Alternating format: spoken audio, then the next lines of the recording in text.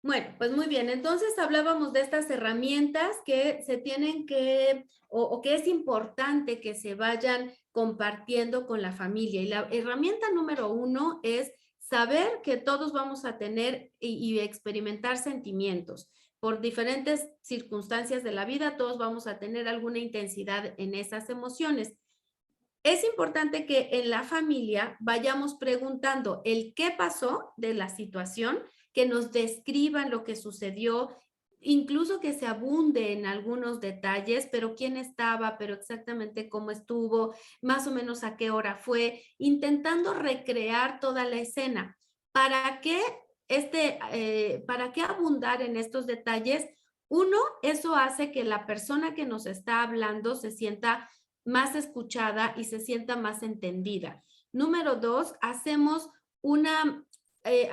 que psicológicamente esta persona que nos está contando la situación adversa haga una búsqueda y un recuento más amplio del trauma o de la situación o de aquel acontecimiento. Y en esa búsqueda más amplia, a veces encontramos nuevas alternativas de solución, a veces encontramos detalles que se nos habían ido de la vista, a veces vamos describiendo y nos vamos dando cuenta que ni era para tanto o que no fue tan exacto como yo lo estuve experimentando, etcétera. Entonces, abundar en la descripción ayuda antes que ninguna cosa a sentir que alguien nos está escuchando y que está interesado en aquello que sucedió. Entonces, para preguntar eso hay que tener la disposición de escuchar, es decir, pues darnos el tiempo, dejar de hacer lo que estamos haciendo, voltear, mirar a los ojos y de verdad estar como plenos en ese diálogo, poniendo atención con plenitud, ¿vale?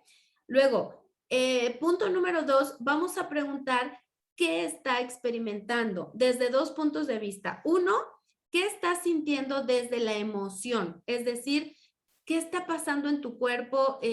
¿Cómo es esa emoción? ¿Qué nombre le pondrías? Y aquí viene un tip interesante para chiquitos, para niños y para adultos también, pero sobre todo para los más jóvenes, porque a veces los adultos tenemos más repertorio de vocabulario para poder describir una emoción y una persona más joven, un adolescente o un niño más pequeño, le cuesta un poco más de trabajo porque no cuenta con todo el repertorio. Entonces, un tip sería preguntar empáticamente, sinceramente, sin burlas ni nada, preguntar, bueno, ¿cómo es esa tristeza?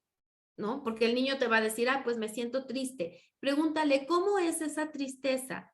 Oye, y si pudieras ponerle una especie de forma, imagina cualquier cosa. Lo que yo quiero es que me describas esa tristeza, no nada más para entenderla yo, sino para que tú la puedas expresar y te ayude esto a desahogarte. Entonces, si pudieras ponerle una forma, ¿qué forma tendría esa tristeza? Y todavía más, ¿qué color le pondrías a tu tristeza? O a tu enojo, o a tu vergüenza, o a tu desilusión, o a tu lo que sea que nos esté contando nuestro interlocutor, ya sea nuestro esposo, nuestra padre, nuestros hijos, ¿no? Quien sea que nos lo esté contando, pregúntenle y agreguen estas formas o estos colores sin un afán burlesco ni nada, sino de verdad con un tono de voz muy empático. ¿Para qué sirve esto? Este proceso psicológico se llama defusión, es decir, me desprendo un poco, saco un poco la emoción y la empiezo a observar como si estuviera fuera de mí. Y al hacer esto, la persona se siente no nada más desahogada, sino que además se siente como que puede comprender mejor aquello que le está sucediendo. Y la otra vertiente en la cual vamos a preguntar la experiencia es a través de la experiencia corporal. Oye, ¿y en qué parte del cuerpo sientes esa emoción? A veces, y podemos poner un ejemplo personal, a veces cuando yo experimento ese enojo que tú me estás contando, lo percibo más como en mis manos, como si quisieran apretar puño, como en mi cabeza, siento como una opresión. ¿Tú lo ubicas en alguna parte de tu cuerpo? y si lo ubicas en alguna parte de tu cuerpo, ¿me puedes describir qué sientes? Como que te apachurra la cabeza, como que sientes un nudo en el estómago, ¿cómo es en el cuerpo esa emoción? ¿No? Y entonces preguntamos por las sensaciones corporales. Y todavía un tercer elemento que pudiéramos agregar a este desahogo, a esta expresión emocional sería, oye, y esto te trae, se acompaña de alguna memoria, se acompaña de algún pensamiento, alguna frase, algo que esté cruzando o atravesando tu cabeza, o te dan ganas de hacer algo.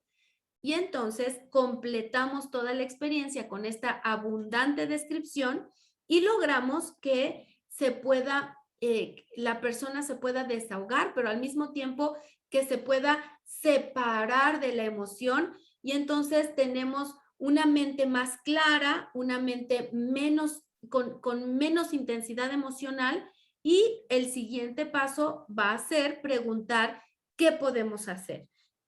¿Qué se te ocurre que podemos hacer para resolver esa situación? ¿Cómo te gustaría manejarlo? Ok, ya pasó.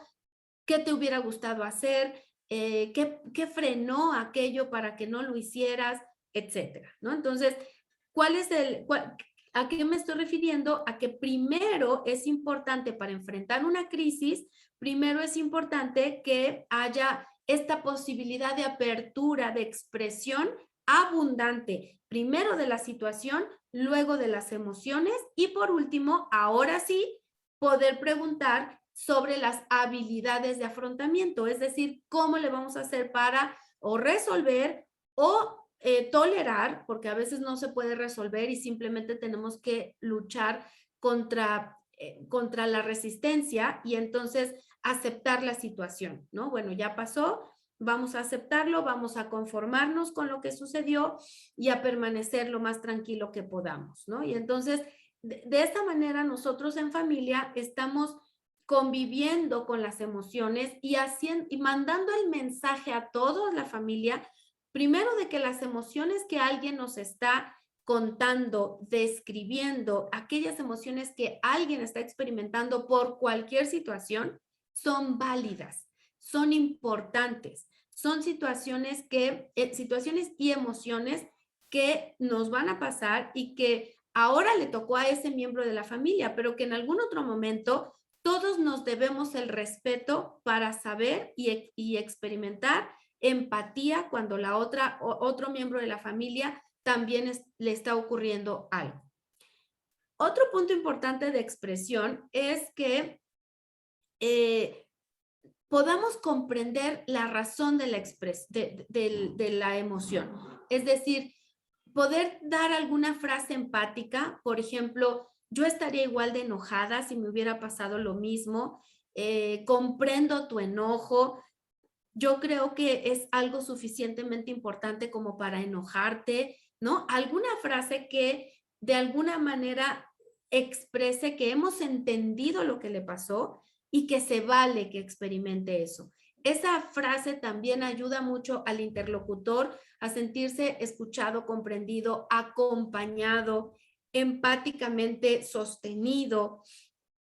Y eso también le va a ayudar a calmar la emoción, a desintoxicarse de esa emoción tan intensa, ¿no?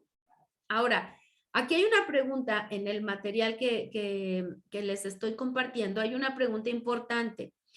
Es súper importante como familia saber qué tanto somos capaces de expresar nuestros sentimientos con palabras. Porque claro, yo les estoy dando este tip, oigan, pregunten, abunden, pídanle un color, pídanle una forma, pero ¿qué tal que como familia no tenemos esa costumbre de expresar? Entonces hay que hacer un recuento, hay que hacer primero una reflexión de saber hasta qué punto mi hijo, mi pareja o yo misma o yo mismo estoy siendo capaz de expresar mis emociones. Soy capaz de ponerle nombre a esa emoción. Soy capaz de explicar abundantemente, de escribir lo que me pasa. Ajá. Y también es importante ver cómo, lo que decía al principio, cómo está nuestro repertorio en cuanto a ponerle nombre a las emociones. ¿Ok? punto número 2, hay que preguntarnos también hasta qué punto como familia hemos trabajado y hemos, digamos, puesto en práctica nuestra tolerancia a la frustración, a la incomodidad, a la derrota, a la vergüenza y en general nuestra tolerancia a lo incómodo que puede ser experimentar emociones que se llaman negativas, que ya vimos que no son negativas, pero bueno, que así se les conoce, como el enojo, la tristeza, el miedo, la desesperación, que son parte de nuestra vida y por eso no son negativas, simplemente tienen una función, pero a veces, por muchos años, incluso por mucha cultura que tenemos, se caracterizan como negativas y muchas veces queremos pelear con ellas para que no ocurran, para quitarlas de tajo de nuestra vida familiar o de nuestra vida personal. Y eso hace que poco a poco vayamos sembrando en nuestra familia la idea de que es malo sentir cansancio, sentir agotamiento, sentir frustración, sentir enojo. Pareciera que el mensaje que estamos mandando fuera: no experimentes cosas negativas, no experimentes incomodidad. Y ese es un mensaje erróneo. Al revés, lo que tenemos que ir poco a poco fomentando como familia, empezando por uno mismo, es la idea de pensar, a ver, soy capaz de tolerar una frustración, soy capaz de tolerar una derrota, ¿con qué limitaciones? ¿No? ¿Hasta dónde voy a tolerar, qué sé yo, una mala expresión de otra persona? ¿Hasta dónde voy a tolerar esa incomodidad? Y sin perder el control y tomando cartas en el asunto. No es una tolerancia de aguante, no es una tolerancia en donde yo aguanto y no hago nada al respecto y nada más me pongo en un papel como de ratoncito, con miedo, aguantando todo lo que me dicen o todo lo que me hacen. No, no, no, es una tolerancia a la frustración. Por ejemplo, perdí un juego, ¿vale? Entonces, si perdí un juego, es muy incómodo perder un juego, es muy incómodo que los demás estén muy divertidos, riéndose, demás, y que yo haya sido el perdedor de ese juego. Eso es una incomodidad. La tolero, es decir, entro a la broma, tengo la conciencia de que solamente fue un juego, vuelvo a competir, o sea, aguanto la derrota o me enojo, aviento el tablero, me dejo de jugar, me voy. Eso sería no aguantar la incomodidad y por lo tanto perderse todo lo que viene, ¿no? Toda la convivencia, toda la parte positiva de aquello que está sucediendo. O si repruebo un examen, lo mismo. Podría tener habilidades de afrontamiento en las que yo pueda generar estrategias de solución. Bueno, me fue mal en este examen y entonces mi cabeza fría, no llena de emociones y toda intensa y toda desesperada, sino mi cabeza pensante está generando una solución. Tengo que estudiar más, me cae el 20 que no le dediqué tanto tiempo, entiendo qué pasó o fue un error del profesor, tengo que arreglarlo. Es decir, teniendo la cabeza fría, si yo tolero esa derrota, bajo la emoción, disminuyo la intensidad de la emoción, mi cabeza se deslinda un poco de todo el enojo, la desesperación y otras emociones, y al poder deslindarla, tengo mayor capacidad para enfrentar la situación. Entonces, entendamos muy bien, tolerar la frustración no es quedarse con la frustración nada más, no es decir, bueno, pues ya perdí, ya y ya me quedo así, sino es aprender a saber que es un hecho que ya pasó, que no puedo hacer gran cosa, tolerar la impotencia, bajar la intensidad de la emoción y entonces, solo entonces, con la cabeza un poco más fría, poner cartas en el asunto, poner un límite, hablar claro, hacer el reclamo que tengo que hacer, tener la conversación que necesito tener, arreglar el problema. Entonces, no confundamos y no mandemos un mensaje diferente de, ay, mijito, te aguantas. No, no todo es totalmente tolerable. Hay límites, ¿no? No todo se tiene uno que como dicen por ahí, no todo se lo tiene que tragar uno, no. Hay que poner límites, hay que deslindar un poco la emoción intensa. ¿Para qué? Para que nuestra cabeza se vuelva más sabia. Acuérdense que cuando estamos secuestrados por la emoción, nuestros pensamientos y nuestra toma de decisiones y nuestras habilidades de afrontamiento como que no funcionan tan claramente y tan bonito y tan inteligentemente como cuando logramos defusionarnos de la emoción, disminuirla y entonces sí, nuestra mente genera mayor sabiduría y mejores habilidades de afrontamiento. ¿Ok? Ahora, también es cierto que unos y otros miembros de la familia vamos a tener diferentes emociones que nos cuesten un poquito más de trabajo que otras. A lo mejor a uno de tus hijos le cuesta menos trabajo desenojarse, ¿no? Así de, sí se enoja, sí se enfada, sí, ¿no? Aprieta el puño, pero se le pasa rápido. Pero la tristeza le costará un poco más de trabajo manejar, digerir y resolver. Le puede costar más tiempo, le puede costar o le exigirá hacer más cosas. Entonces, todo eso es importante que conozcamos entre nuestros miembros de la familia.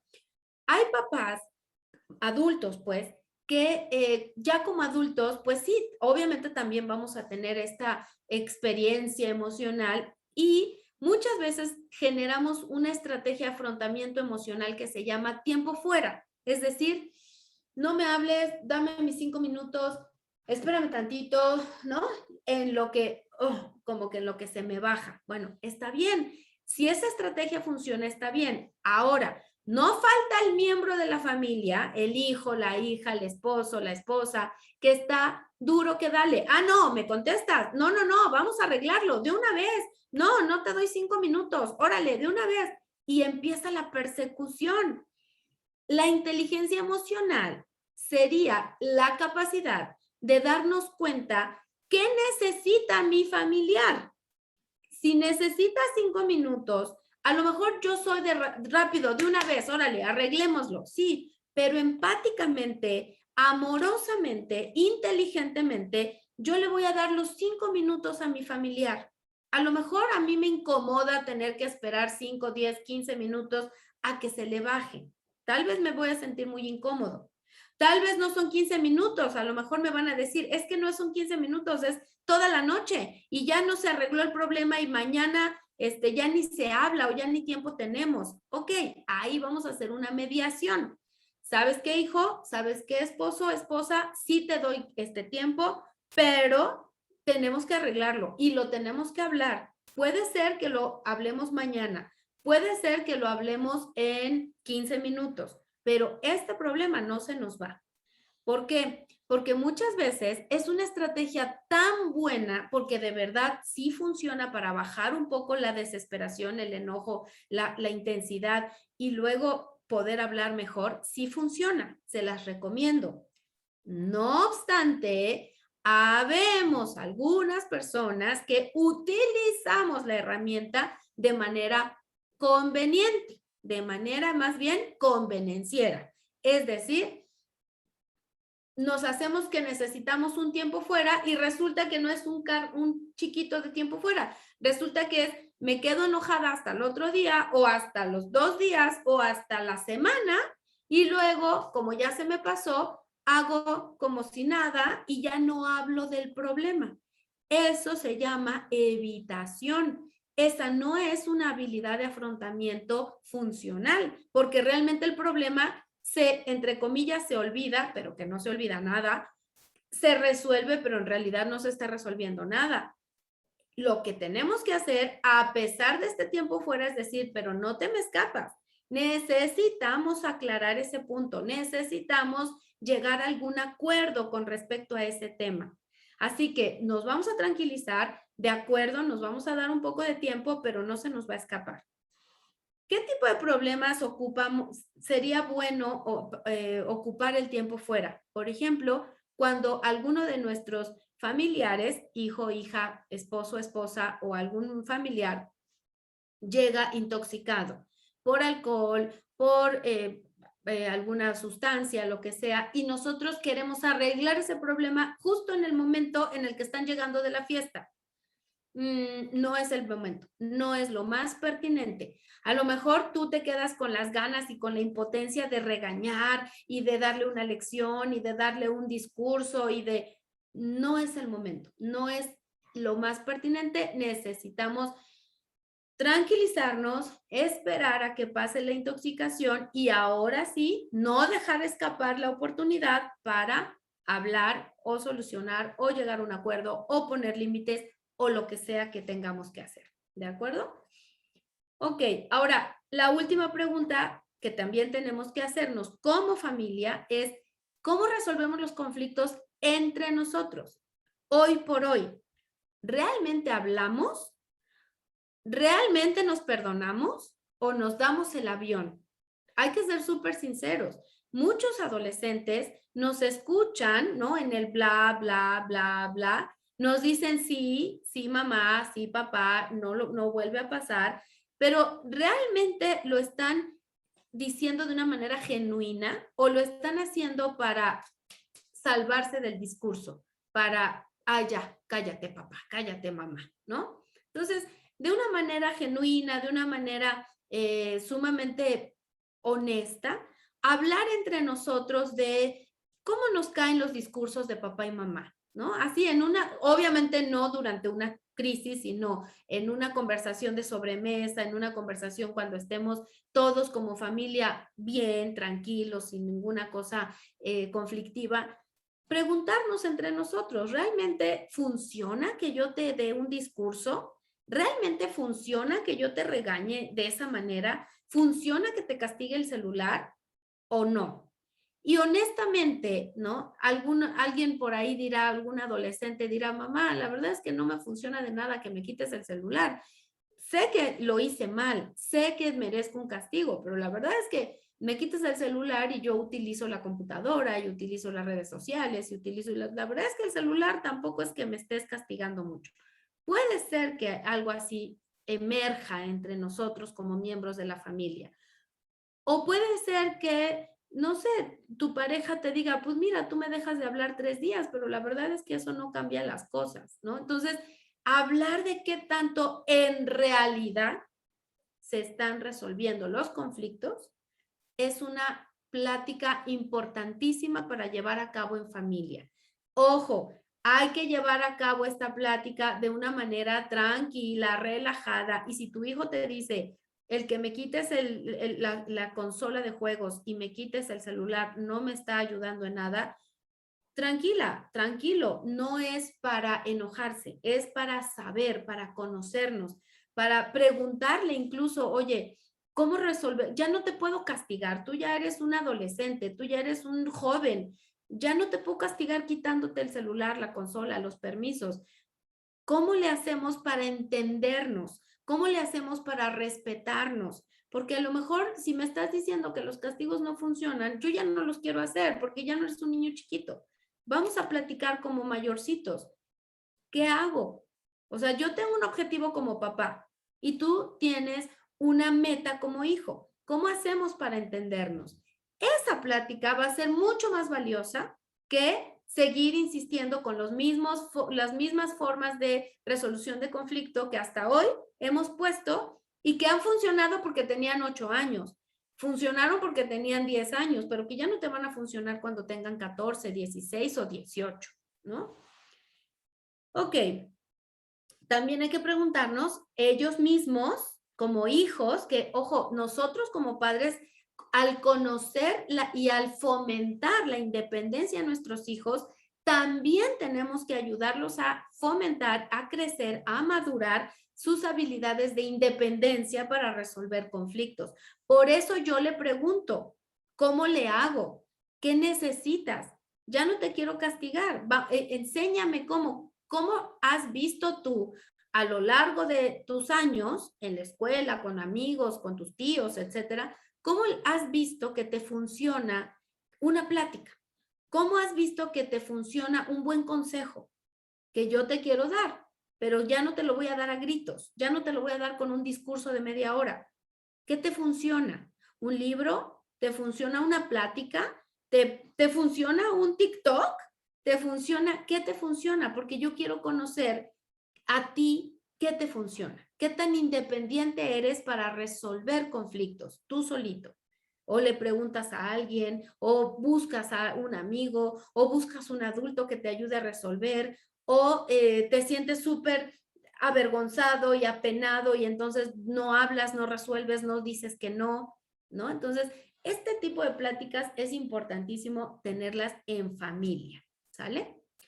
Ok, entonces, ¿cómo educar a nuestros hijos para que logremos esto? O sea, independencia para resolver conflictos, capacidad para describir y expresar sus emociones, habilidades de afrontamiento, ¿no? ¿Cómo le vamos a hacer? Bueno, aquí hay algunos puntos que, bueno, es un texto que está libre en internet y que ustedes pueden conocer y tomar, pero bueno, yo por darle un poquito de contexto a estos puntos, ¿no? A ver, aquí viene una recomendación que a mí me parece muy válida y muy eficaz, ¿no? Para lo que estamos hablando, y es, punto 1, acostumbrarse a hablar de emociones. O sea, desde los niños más pequeñitos, desde la persona que nos ayuda en el servicio de la casa, desde comunicarnos con los profesores, saludar alguna amistad, recibir algún familiar, etcétera, etcétera. Cualquier situación social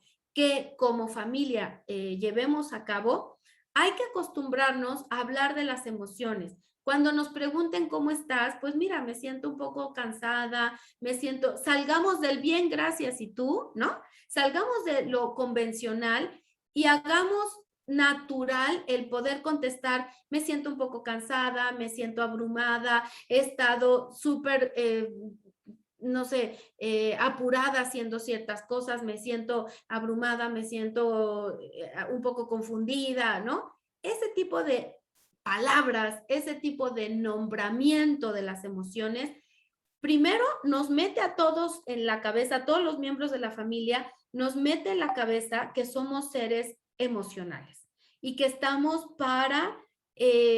al servicio de nuestras emociones, ¿no? Y están ocurriendo todo el tiempo y es normal que ocurra una u otra. Ahora, el hecho de expresarlas es una forma de ponernos atención y el hecho de ponernos atención a nuestras emociones ayuda a que disminuya la intensidad y no se disparen y no nos secuestren. Entonces, acostumbrarnos como familia a hablar de emociones es una muy buena fórmula para poder después expresarlas con mayor naturalidad.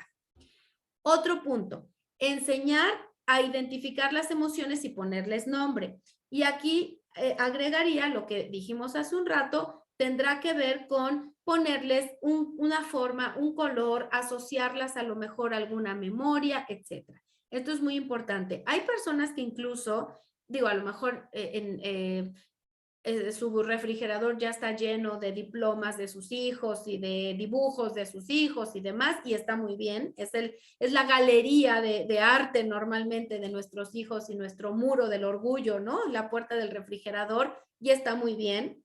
Bueno, yo agregaría ahí en la puerta del refrigerador una hojita, una impresión de estas listas que hay en internet en todas partes que hablan de las emociones, que te dicen, a ver, aquí está el enojo y cuáles son todas las palabras asociadas a enojo. Furia, enfado, pataleta, berrinche, ¿no? Hay como 20 palabras asociadas a la emoción principal, que en este caso sería el enojo.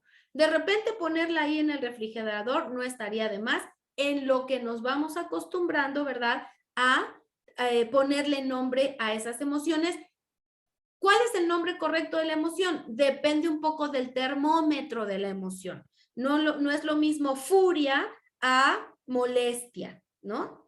El enojo va para arriba, es furia, es enfado.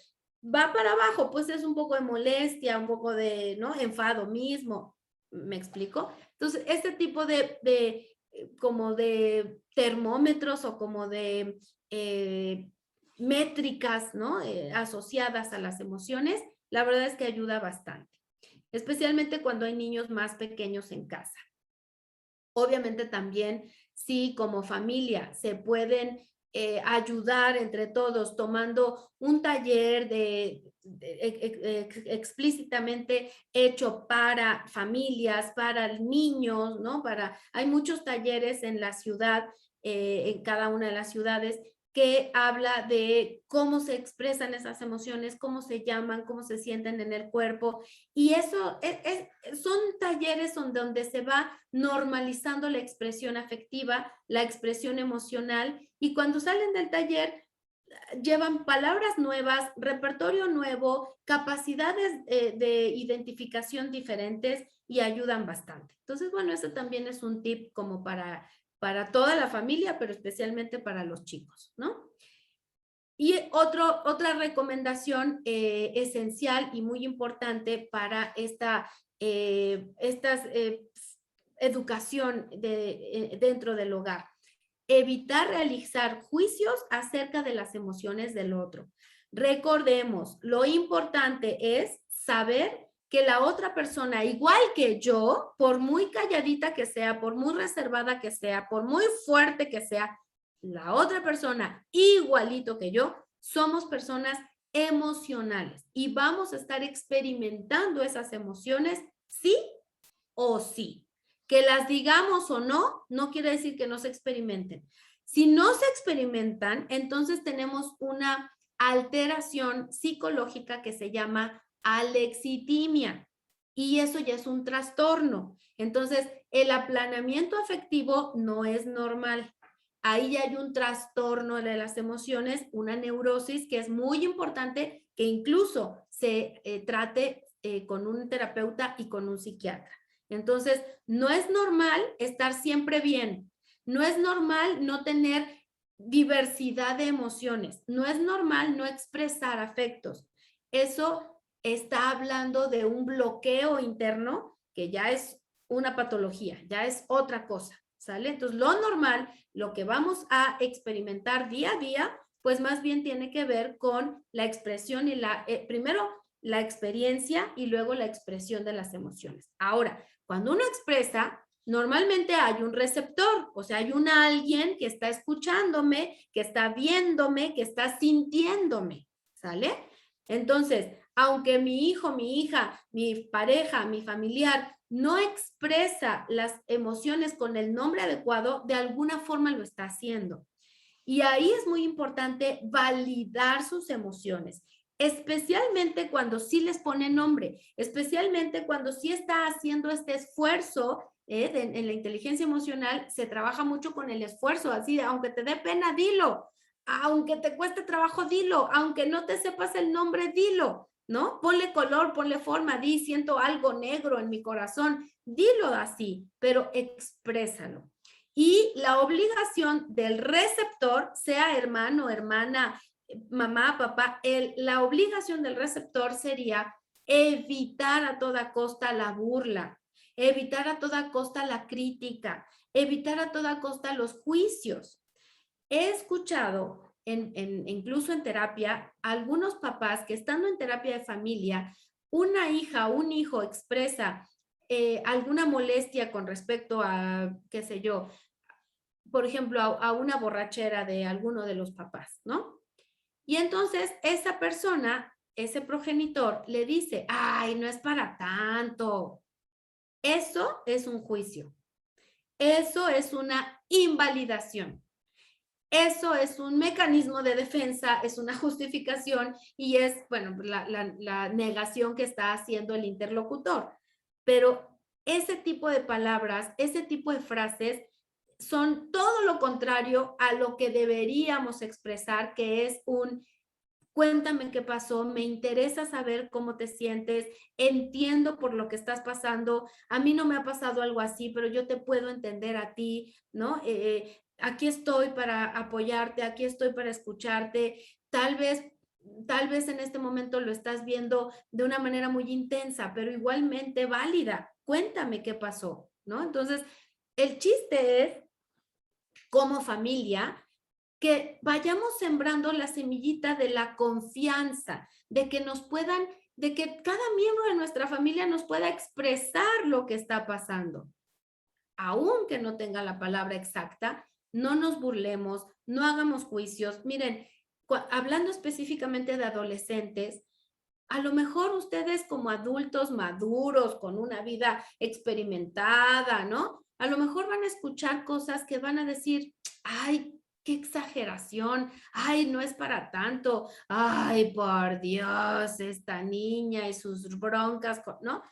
A lo mejor en un mundo de adultos en donde los problemas son, vamos, una guerra mundial, ¿no? O sea, los problemas son muy graves, muy grandes.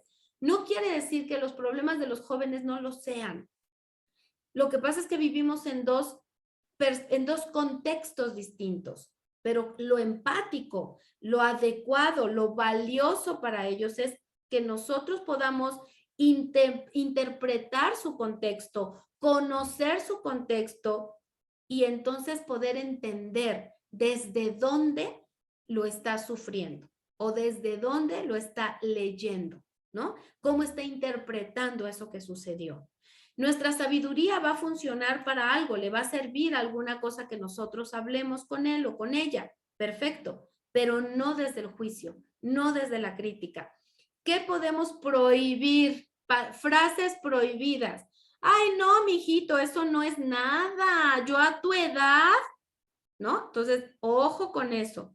2, ay, no, hombre, tú déjalo, eso no pasa nada, eso no es gran cosa, verás que déjale de hablar 2 días y verás que regresa.